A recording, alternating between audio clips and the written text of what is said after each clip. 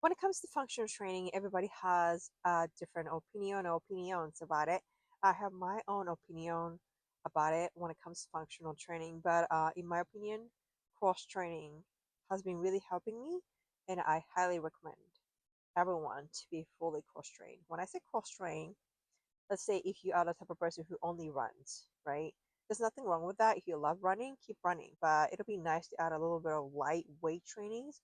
You don't have to do heavyweight training, but if you want to add a little bit of strength training, add a little bit of coordination training, I can never run more than 5-10 minutes on the treadmill. I get bored, not just because I don't have stamina. I have pretty good stamina, but I feel like I can also work on my stamina or improve my endurance by doing something else, like martial arts or dance. By doing martial arts and dance, I had to cross train a lot. Not only work on my strengths, but did I also have to work on flexibility, balance, coordination, everything. My ideal workout throughout the entire week, I always include HIIT training. HIIT training, 5 minutes of workout, 10 minutes of HIIT training. HIIT is in short for high intensity interval training.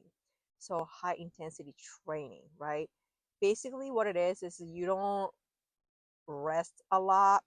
50 seconds of training and 10 seconds rest, or you can increase it up to 60 or 90 seconds of training and give yourself only 10 seconds of resting time, or no resting time at all.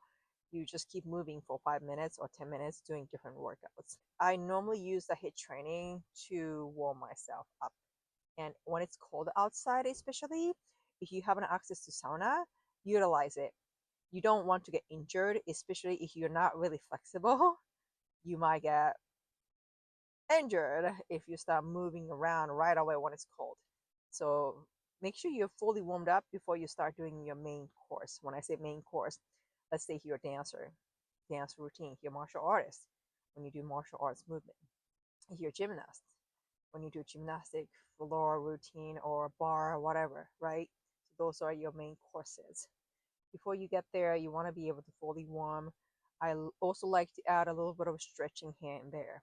Stretching is very important. Not very many people do it, and which surprises me. And I guess this is why a lot of people get injured because they're not flexible. They don't really work on their flexibility.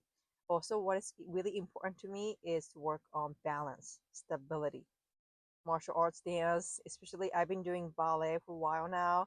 Ballet training, yo, it's really hard and I love it. Standing with one leg, that goes to martial arts, taekwondo. I did taekwondo and still practice kicks too.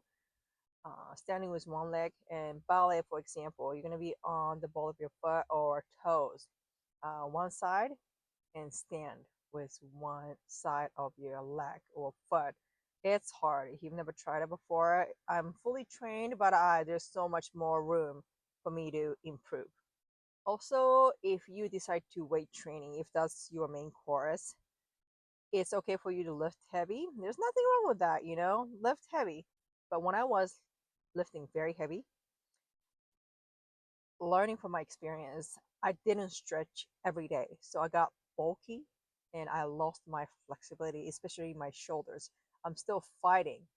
I've been stretching. I stopped lifting heavy for a long time, but I still do dumbbell workouts or use machines to work on strengths. But I like the way I look right now, leaner and have more flexibility on my shoulders and lower back. So make sure after you do any type of heavy lifting, make sure to stretch. And also, in order for you not to lose your speed, agility, I highly recommend adding some sort of speed agility workouts right after you lift heavy. For example, you just did squats, lifted your max squats, maybe 5 reps. Right after that, instead of just sitting down right away, just step aside and do like super fast jumping jacks, super fast, as fast as possible, or doing some fast mountain climbers or anything that you can do to work on your speed so that you do not lose your speed. Otherwise, your muscle is going to get fully built, but they get very tight.